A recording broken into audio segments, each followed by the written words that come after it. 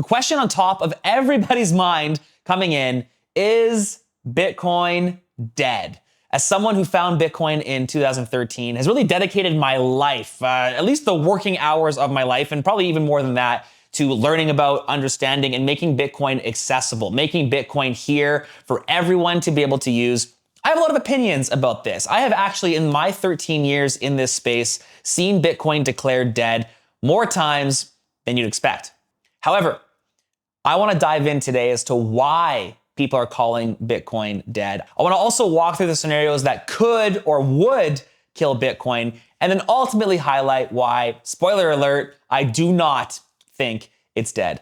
Let's dive in to the hottest answer on the market right now. Is Bitcoin dead? So once again, we've got the price crashing almost 50%. And the entire world freaks out. We've got headlines that need to get run. We've got newspapers that need clicks or media sites that need clicks. We've got Wall Street thinking they made a bad bet, and everyone thinks Bitcoin is dead. However, this is just the price. Frankly, I think actually Bitcoin is a really good reflection of the volatility of humanity. We think that our money should be stable. And I would ask you why? Why does money earn the virtue of stability? You are not stable. Our world is not stable. Our economy is not stable. Why should money, the thing that is kind of supposed to perfectly represent those three things, why should money be stable? Money is simply a reflection of your ability to produce and the economy's ability to receive. And so volatility is kind of just a natural flux of that. And what we've done for the last 50 years is kind of create this artificial system that is meant to run in and artificially curb the volatility. But we've maybe not curbed it as much as we've compressed it, launched it into the future, and now we got to pay the bill. The bill is here. The volatility bill has arrived, and it looks like millennials, Gen Z are going to have to pay it. So if the price of Bitcoin doesn't dictate or doesn't set whether or not Bitcoin is dead, and in fact, the fact that Bitcoin's price can go up and down so dramatically is a feature and not a bug, what could kill Bitcoin? What would dictate Bitcoin being dead? Well, obviously, centralization is the antithesis of Bitcoin. Centralization is the entire problem that Bitcoin came to solve with its rules and not rulers monetary policy. And as we see Bitcoin get more and more and more centralized, we will continue to see more and more and more volatility, manipulation, and ultimately problems. At this point, you and I should be celebrating. This looks like green flags for Bitcoin. We've got billionaires here, we've got Wall Street here, we've got governments. The government of the United States openly saying they want to stack sats, the same thing you and I have been doing for a decade.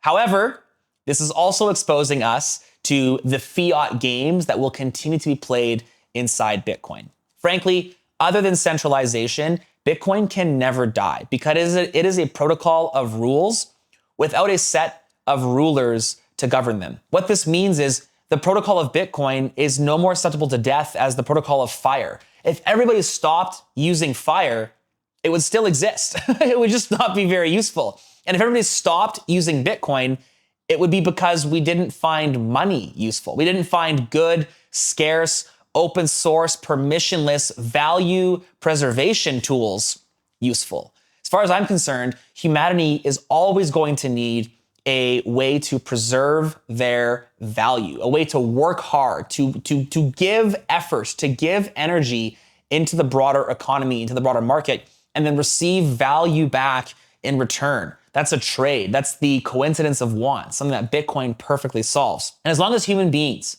are in a position to provide value and earn value, Bitcoin is going to be relevant unless we find a better solution. Now, I can't even picture what that would be because Bitcoin and frankly gold solved a big part of this, but the place that it missed was the physical nature, the difficulty to store, the difficulty to transport, difficulty to secure.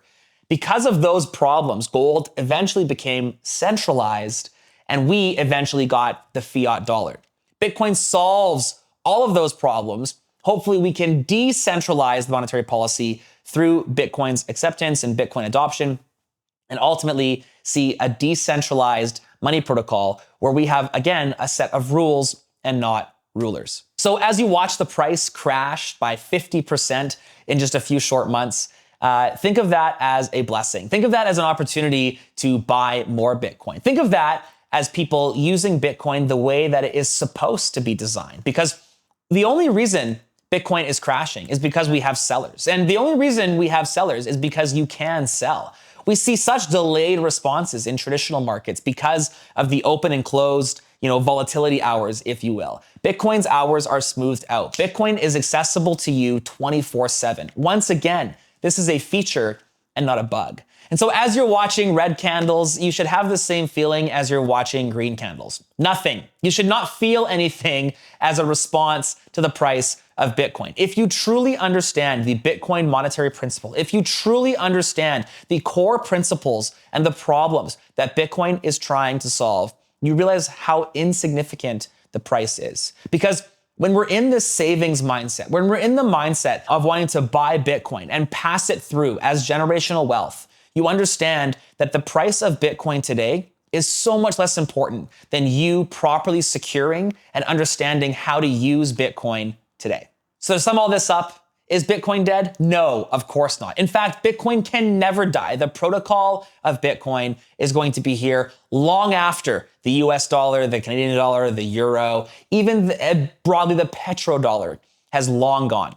We are always going to have Bitcoin because it is a protocol driven by rules and not rulers. If you like videos like this and you want to ask a question yourself, please just go ahead and email ask@bitcoinwell.com and we'll read it. We're going to answer it for you. Also, you can hit us on Twitter @bitcoinwell and obviously subscribe to the channel where we're answering questions like this every single week. Until then, stay sovereign.